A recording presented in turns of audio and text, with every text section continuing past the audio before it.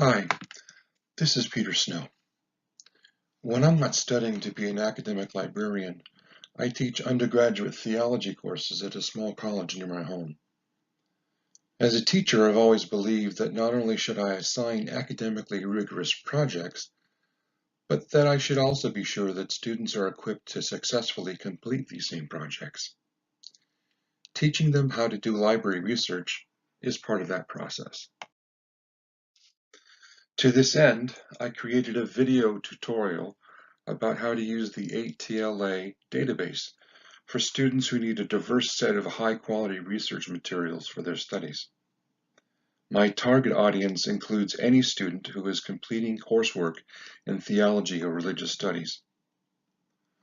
Over the years, I've walked students through the steps of using academic databases many times. However, many students forget these steps or have questions they didn't have before or have become generally lost when it comes to the research thing. Thus, learning how to make a video tutorial which explains the basics of how to use the ATLA database makes good pedagogical sense.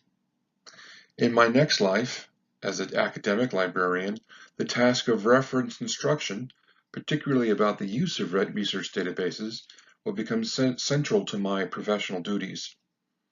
But in order to be successful, I will need to see academic research the way that students do. In 2016, 3 academic librarians conducted a small-scale study involving 15 undergraduate and graduate students regarding the sources of information that students used to conduct academic research, as well as the persons from whom students chose to seek advice about how to go about academic research. The authors designed this study as replicative. Survey and observation methodologies were drawn from a large-scale research study which proposed the same questions. What does the research show? Contrary to popular stereotypes, these students did not begin their researching by Googling their topic. Instead, they went straight to research databases to find information about their topics. But while these students were familiar with these databases, they often found them hard to use. Another finding which should have surprised but didn't was that students weren't exactly sure what librarians actually do in the library. Despite being the person most qualified to help students how to learn to use these research databases in an efficient and powerful way, the reference librarian was seldom consulted by students about how to answer research questions. Where does this print? How do I check out a book? Can you tell me where the bathroom is? Questions like these were typical fare. Actual research questions? Not so much. Although fake news is hardly new, Roman emperors had quite a few propagandists on the payroll. Conversations about what is truth and what is falsehood have risen to an extremely high pitch in recent years. Once upon a time, scholars would engage in intellectual battles, but always, or most of the time, emerged from combat unscathed. They have viewed each other as opponents, as adversaries, yes, but never as enemies, never as evil villains who must be crushed into the ground. How times change.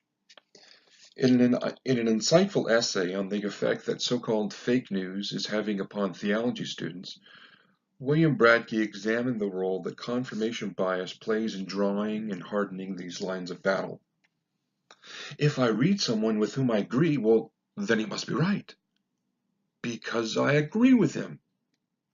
But when I hear someone else who argues exactly the opposite of what I think, then she must be wrong and awful and evil for making those false statements and spreading those lies. Why do I think this?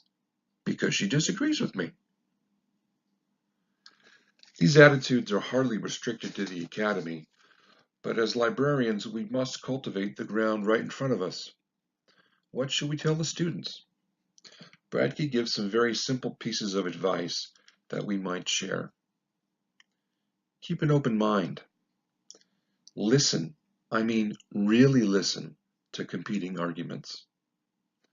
Remember that the person with whom one is arguing is in fact a person, just like you and just like me. A person with a family and friends and aspirations and dreams, and that person must be treated with the utmost respect and dignity simply because he or she is a human person. This is all the more reason to teach students how to use a research database in order to seek out and engage a diverse set of opinions about their topic. In terms of my own tutorial on the ATLA database, I plan on piloting its use by my own undergraduate theology students. Throughout the semester, students will be required to complete small projects using materials found throughout the ATLA database.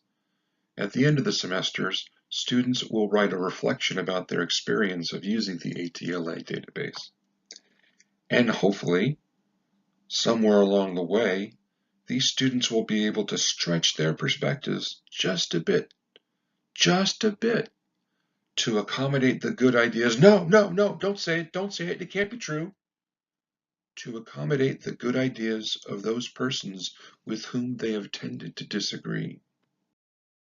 I hope that this presentation has been thought-provoking, at the very least. Thanks for listening.